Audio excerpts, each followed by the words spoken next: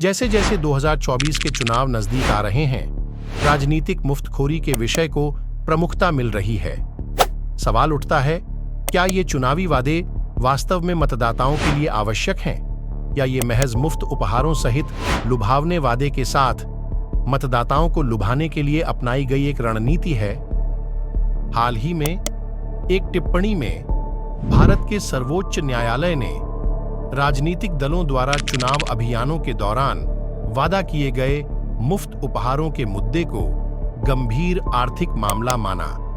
नतीजतन न्यायालय ने इस मुद्दे की गहन जांच के लिए एक स्वतंत्र संस्था की आवश्यकता पर जोर दिया। वह संस्था किसकी होगी, और यदि यह संस्था फिर से चुनाव आयोग के रूप में सत्तारूढ़ सरकार के नियंत्रण में है, तो इसका क्या फायदा? निस्संदेह यह अभिशाप है, और इसके कारण इस प्रकार हैं। अनियोजित वितरण। बजट प्रस्तावों में उचित समावेश के बिना प्रतिस्पर्धी तरीके से मुफ्त चीजें बांटने से अर्थव्यवस्था पर उल्टा प्रभाव पड़ सकता है। गैर जिम्मेदाराना खर्च। राजनीतिक दल विपक्षी दलों का मुकाबला करने के लिए गैर जिम्मेदाराना खर्च कर सकते हैं, जिससे वित्तीय भंडार में भारी कमी आएगी और आम आदमी पर बोझ पड़ेगा। राजकोषीय दबाव और गलत आवंटन। टीवी और बर्तन, मुफ्त बिजली, पानी आदि जैसी मुफ्त वस्तुएं देने से सरकार के राजकोषीय संसाधनों पर भारी बोझ पड़ सकता है, और इसके वजह से करदाताओं के पैसे की बर्बादी हो सकती है। बुनियादी ढांचे के विकास में बाधा। मुफ्त वस्तुओं पर अत्यधिक खर्च बुनियादी ढांचे जैसे महत्वपूर्ण क्षेत्रों के लिए राजकोषीय धन को कम कर सकता है, जिससे पूरी आर्थिक वृद्धि और विकास में बाधा आ सकती है। आगे बढ़ते हुए दिए गए तर्कों के बीच संतुलन बनाना आवश्यक है। जबकि कुछ नीतियां जैसे कि एलपीजी सब्सिडी और कृषि सब्सिडी आर्थिक गतिविधि को बढ़ाने और समाज के पीड़ित वर्गों का समर्थन करने में सफल रही हैं, सभी नागरिकों को इसमें शामिल कर मुफ्त और सब्सिडी के वितरण के लिए एक विवेकपूर्ण और उचित दृष्टिकोण आवश्यक है। इसके अलावा भ्रष्टाचार के मुद्दों को संबोधित करने के लिए उपायों को लागू किया जाना चाहिए, ताकि यह सुनिश्चित किया जा सके कि इनका सही लाभ सही आदमी तक पहुंचे। मुफ्त और कल्याण के बीच अंतर करना महत्वपूर्ण है। मुफ्त चीजें तभी स्वीकार्य हैं जब वे बुनियादी जरूरतें पूरी करती हैं। बेहतर भारत को बनाने में नागरिक जागरूकता को बढ़ावा देना एक महत्वपूर्ण पहलू है। जिम्मेदारी की भावना को बढ़ावा देकर और राजनीतिक दलों को मुफ्त वस्तुओं के अनावश्यक वितरण में शामिल होने से हतोत्साहित करके नागरिक बुनियादी ढांचे के विकास, रोजगार के अवसरों और राष्ट्रीय महत्व के अन्य क्षेत्रों पर रचनात्मक व्यय को प्रोत्साहित कर सकते हैं। आगे का रास्ता क्या होना चाहिए? कल्याण और मुफ्त के बीच एक रेखा खींचना। मुफ्त को आर्थिक दृष्टिकोण से समझा जाना चाहिए और करदाताओं के पैसे से जुड़ा होना चाहिए। सब्सिडी और मुफ्त के बीच अंतर भी आवश्यक है, क्योंकि सब्सिडी उचित है और विशिष्ट मांगों को पूरा करने के लिए विशेष रूप से लक्षित लाभ हैं। दूसरी ओर मुफ्त चीजें बिल्कुल अलग हैं। फंड का स्पष्ट उपयोग और संकेत। राजनीतिक दलों को घोषणा करने से पहले मतदाताओं और चुनाव आयोग को मुफ्त उपहारों के वितरण का खुलासा करना आवश्यक होना चाहिए। इसमें राजस्व के स्रोत, राजकोषीय संतुलन पर प्रभाव, सार्वजनिक व्यय की अवसर लागत और मुफ्त वस्तुओं की स्थिरता को निर्दिष्ट करना शामिल होगा। भारत के चुनाव आयोग को सशक्त बनाना। चुनाव के दौरान राजनीतिक दलों द्वारा मुफ्त की घोषणा को पूरा करना, नियंत्रित करना और निगरानी करने के लिए चुनाव आयोग को अधिक शक्तियां प्रदान की जानी चाहिए। इसमें चुनाव आयोग को पार्टियों का पंजीकरण रद्द करने, जुर्माना लगाने या आदर्श आचार संहिता या मुफ्त वस्तुओं पर अदालत के आदेशों का उल्लंघन करने पर अवमानना की कार्रवाई करने की अधिक शक्तियां देना शामिल होना चाहिए। मतदाता जागरूकता। लोकतंत्र में मुफ्त चीजों को रोकने या अनुमति देने की शक्ति मतदाताओं के पास है। मतदाताओं को मुफ्त के आर्थिक और सामाजिक परिणामों के बारे में शिक्षित करना और उन्हें राजनीतिक दलों से प्रदर्शन और जवाबदेही की मांग करने के लिए प्रोत्साहित करना। इसमें मतदाताओं को तर्कसंगत और नैतिक विकल्प चुनने के लिए सूचित करने और सशक्त बनाने के लिए जागरूकता अभियान, मतदाता साक्षरता कार्यक्रम, नागरिक समाज की पहल और मीडिया मंच बनाना शामिल होना चाहिए। न्यायिक हस्तक्षेप। संसद में रचनात्मक बहस और चर्चा कठिन है, क्योंकि मुफ्तखोरी संस्कृति का प्रत्यक्ष या अप्रत्यक्ष रूप से हर राजनीतिक दल पर प्रभाव पड़ता है। इसलिए उपाय प्रस्तावित करने के लिए न्यायिक भागीदारी आवश्यक है। सुप्रीम कोर्ट ने मुफ्त वस्तुओं के मुद्दे और अर्थव्यवस्था और लोकतंत्र पर उनके प्रभाव को देखने के लिए एक विशेषज्ञ समिति गठित करने का सुझाव दिया है। समिति में नीति आयोग, वित्त आयोग, आरबीआई और अन्य हितधारकों के सदस्य शामिल होंगे। समिति चुनाव प्रचार के दौरान राजनीतिक दलों द्वारा दी जाने वाली मुफ्त वस्तुओं को कैसे नियंत्रित किया जाए, इस पर सुझाव देगी। संपूर्ण विकास पर ध्यान। यह गरीबी, असमानता और बहिष्कार के मूल कारणों को संबोधित करेगा, जो लोगों को मुफ्त वस्तुओं के प्रति संवेदनशील बनाते हैं। बहुआयामी विकास, आर्थिक विकास और सामाजिक प्रगति के लिए अधिक अनुकूल वातावरण भी तैयार करेगा, जिससे लंबे समय में समाज के सभी वर्गों को लाभ होगा। इसलिए संपूर्ण विकास मुफ्तखोरी का अधिक प्रभावी और बेहतर विकल्प हो सकता है। निष्कर्षतः नागरिकों के बीच जागरूकता बढ़ाने और राजनीतिक दलों द्वारा जिम्मेदार व्यय को प्रोत्साहित करने से दीर्घकालिक मूल्य का निर्माण हो सकता है। सत्ता में रहने वाली पार्टियों को रचनात्मक पहलुओं को लागू करने के लिए अपने 5 साल के कार्यकाल का उपयोग करना चाहिए और इस तरह मतदाताओं की वफादारी कमानी चाहिए। इसे इस उदाहरण के माध्यम से अच्छी तरह से समझा जा सकता है। एक आदमी को अगर एक मछली दोगे तो वह उसे एक दिन के लिए खाएगा, और अगर उसको मछली पकड़ना सिखाओगे तो वह जीवन भर के लिए खाता रहेगा। मुफ्त की चीजों के लिए पैसा कहां से आ रहा है? मित्रों, कृपया ध्यान दें कि सरकार आम आदमी द्वारा एकत्र किए गए कर से और बाहरी ऋणों में वृद्धि करके मुफ्त सुविधाएं दे रही है। 2013-14 से 2022-23 के बीच केंद्रीय कर्ज 174% बढ़ा, बाहरी कर्ज 100% बढ़ा।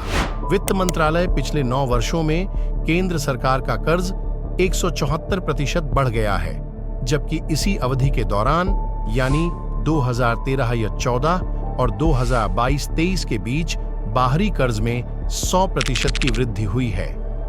विदेशी कर्ज सरकार के कुल कर्ज का एक हिस्सा है। 31 मार्च 2014 तक केंद्र सरकार का कर्ज 58.6 लाख करोड़ रुपए यानी $703 बिलियन, सकल घरेलू उत्पाद का 52.2% था, जो 31 मार्च 2023 तक 174% बढ़कर 155.6 लाख करोड़ रुपए यानी $1867 बिलियन और $1.8 ट्रिलियन कुल घरेलू उत्पाद का 57.1% हो गया। इससे भी महत्वपूर्ण बात यह है कि सरकार का विदेशी कर्ज, जो 2013-14 में $3,74,484 करोड़ 45 बिलियन था, 2022-23 में 100% बढ़कर $7,48,805 करोड़ 90 बिलियन हो गया। राज्य का बाहरी आरण मुख्य रूप से विभिन्न संस्थानों और उनके सहयोगियों द्वारा वित्त पोषित किया जाता है। इस बीच 2019-20 और 2020-21 के बीच केंद्र सरकार के कर्ज में 16% की तेज वृद्धि हुई, जो आधिकारिक सूत्रों ने कहा कि मूल रूप से कोविड-19 महामारी के कारण था, जिसने केंद्र के सार्वजनिक वित्त के अनुमानों को काफी परेशान कर दिया था। 2019-20 के अंत तक केंद्र सरकार का कर्ज 105.1 लाख करोड़ रुपए था, जो 2020-21 के अंत तक 16% बढ़कर 121.9 लाख करोड़ रुपए हो गया। भारतीय अर्थव्यवस्था पर मुफ्त का प्रभाव। जैसे जैसे भारत चुनावों की तैयारी कर रहा है, राजनीतिक दल वोटों के बदले मुफ्त उपहार देने के वादे कर रहे हैं। मुफ्तखोरी की यह संस्कृति नागरिकों में हक की भावना पैदा करती है और देश की आर्थिक वृद्धि में बाधा डालती है। वोट और सत्ता हासिल करने की कोशिश में विभिन्न राजनीतिक दल मुफ्त चीजों के वादे कर रहे हैं, जिससे एक ऐसी स्थिति पैदा हो गई है जिसने भारतीय नागरिकों और अर्थव्यवस्था दोनों के लिए गंभीर चिंताएं पैदा कर दी हैं। मुफ्त चीजों को समझना। वोट और चुनावी जीत हासिल करने के लिए राजनेताओं द्वारा दिए जाने वाले उपहारों या सेवाओं के रूप में मुफ्त चीजें देश की आकांक्षाओं और आर्थिक विकास के लिए एक महत्वपूर्ण खतरा पैदा करती हैं। मुफ्तखोरी को कल्याणकारी योजनाओं से अलग करना जरूरी है, जबकि कल्याणकारी योजनाएं जैसे कि सब्सिडी वाले खाद्यान्न, शिक्षा और स्वास्थ्य सेवा का उद्देश्य समाज के पिछड़ित वर्ग पर रहने वाले वर्गों का उत्थान करना है। मुफ्त परिवहन, बिजली या गैस कनेक्शन जैसी मुफ्त सुविधाएं अक्सर करदाताओं पर बोझ डालती हैं और पूरी आर्थिक विकास में बाधा डालती हैं। महंगाई दर पर प्रभाव। हालांकि मुफ्त चीजों का महंगाई दर से सीधा संबंध नहीं हो सकता है, लेकिन उनके परिणाम अप्रत्यक्ष रूप से अर्थव्यवस्था को प्रभावित कर सकते हैं। महंगाई दर समय के साथ कीमतों में वृद्धि अक्सर पैसे की क्रय शक्ति में गिरावट से प्रेरित होती है। जब मुफ्त वस्तुओं से प्रयोज्य आय में वृद्धि होती है तो उपभोक्ता मांग बढ़ती है, जिसके परिणाम स्वरूप कीमतों में वृद्धि होती है। यह परिदृश्य आपूर्ति और मांग के संतुलन को बाधित कर सकता है, जिससे महंगाई दर बढ़ सकती है। निर्भरता और आर्थिक परिणाम। मुफ्त की संस्कृति नागरिकों के बीच हक की भावना पैदा करती है, जिससे सरकार पर निर्भरता बढ़ती है। यह संस्कृति व्यक्तिगत जवाबदेही को कमजोर करती है और राष्ट्र की वृद्धि और विकास में बाधा डालती है।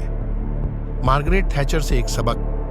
ब्रिटेन की पूर्व प्रधानमंत्री मार्गरेट थैचर के शब्द हमें याद दिलाते हैं कि जनता का पैसा अंततः करदाताओं का पैसा है। अत्यधिक मुफ्त चीजें राज्य के वित्त पर दबाव डालती हैं, जिससे आरण का बोझ बढ़ता है, जो अंततः देश की आर्थिक प्रगति में बाधा डालता है। निष्कर्ष। भारत की आर्थिक यात्रा उल्लेखनीय उपलब्धियों से भरी है, लेकिन चुनावी राजनीति में मुफ्तखोरी के प्रसार से इसकी आर्थिक स्थिरता को खतरा है। नागरिकों को वास्तव में लाभ पहुंचाने वाली कल्याणकारी योजनाओं और मुख्य रूप से वोट हासिल करने के उद्देश्य से मुफ्त योजनाओं के बीच एक स्पष्ट रेखा खींची जानी चाहिए। सभी भारतीयों के लिए समृद्ध भविष्य सुनिश्चित करते हुए सतत आर्थिक विकास देश की सर्वोच्च प्राथमिकता रहनी चाहिए। मुफ्तखोरी देश के लिए अभिशाप क्यों है, इसका ताजा उदाहरण है श्रीलंका से सबक। मुफ्त की राजनीति के गंभीर परिणाम होते हैं। 2019 में श्रीलंका में राजपक्षे सरकार ने चुनावी वादों को पूरा करने के लिए करों में कटौती की। विश्व की रेटिंग एजेंसियों ने यह कहते हुए तुरंत श्रीलंका की रेटिंग घटा दी कि इससे उसकी राजकोषीय और ऋण स्थिरता कमजोर हो गई है। विश्व बैंक के दिशा निर्देशों के अनुसार किसी भी देश का नियंत्रित सकल घरेलू उत्पाद और ऋण अनुपात 20% होना चाहिए। यह किसी भी विकासशील देश के लिए आदर्श स्थिति है। यदि यह 60% को पार कर जाता है तो उस देश की अर्थव्यवस्था को गंभीर चुनौतियों का सामना करना पड़ता है। सरल शब्दों में कहें तो यदि किसी देश की कर, FDI आदि से कमाई 100% है तो उसे देय ऋण ब्याज और EMI 20% के बराबर या उससे कम ही होनी चाहिए। जैसा कि हम सभी जानते हैं कि श्रीलंका में पर्यटन आय का प्रमुख स्रोत है। राजपक्षे परिवार के सदस्य अपनी सरकार में प्रमुख पदों पर रहे हैं और इस परिवार के करीबी रिश्तेदारों को उच्च नौकरशाहों के रूप में नियुक्त किया गया था। सरकार द्वारा प्रतिभा की उपेक्षा प्रदर्शन का एक प्रमुख कारण बनी। श्रीलंकाई अर्थव्यवस्था का सवाल यह आता है कि हम श्रीलंकाई मॉडल पर चर्चा क्यों कर रहे हैं और भारतीय अर्थव्यवस्था को लेकर चिंता क्यों है। यहां यह ध्यान रखना महत्वपूर्ण है कि कि श्रीलंकाई अर्थव्यवस्था को हिलाने में मुफ्तखोरी ने प्रमुख भूमिका निभाई। हाल ही में पश्चिम बंगाल, तमिलनाडु, उत्तर प्रदेश, पंजाब और उत्तराखंड जैसे कुछ प्रमुख भारतीय राज्यों में विधानसभा चुनाव हुए और सभी राजनीतिक दल लोकप्रिय वोट हासिल करने के लिए आकर्षक मुफ्त पेशकश लेकर आए। पिछले कुछ वर्षों में मुफ्त की राजनीति चुनावी लड़ाई का एक अभिन्न अंग बन गई है। राजनीतिक दल लोगों का वोट सुरक्षित करने के लिए मुफ्त बिजली पानी की आपूर्ति, बेरोजगारों, दिहाड़ी मजदूरों और महिलाओं को मासिक भत्ता के साथ साथ लैपटॉप, स्मार्टफोन आदि जैसे गैजेट देने का वादा करते हैं। मुफ्त चीजों के पक्ष और विपक्ष दोनों में तर्क है। साथ ही मुफ्त चीजों और सब्सिडी के बीच अंतर भी स्पष्ट किया जाना चाहिए। सरकार वर्तमान स्थिति और प्रभावी प्रमुखताओं की जांच करके लक्षित क्षेत्र के लोगों को सीमित समय सीमा के लिए सब्सिडी प्रदान करती है। चुनावों के दौरान राजनीतिक दलों द्वारा मुफ्त वस्तुओं का इस्तेमाल ज्यादातर लुभाने के लिए किया जाता है। हालांकि इस अवधारणा का अच्छा उपयोग किया जा सकता है यदि यह जरूरतमंदों और वंचितों को ध्यान में रखकर बनाई जाती है। तो स्थापित धारणा है कि वोट जीतने का एकमात्र तरीका ऐसे उपहार देना, ऐसी योजनाओं की पेशकश करना है जो किसी राज्य और देश की अर्थव्यवस्था के लिए फायदेमंद नहीं है। निष्कर्ष: सरकार को मतदाताओं को लुभाने के लिए मुफ्त चीजें बांटने के बजाय कुशल तरीके से जनता की सेवा करनी चाहिए और ऐसी योजनाएं चलानी चाहिए जिससे वृद्ध लोगों और गरीबों को फायदा हो, जिससे देश को सभी क्षेत्रों में विकास करने में मदद मिलेगी।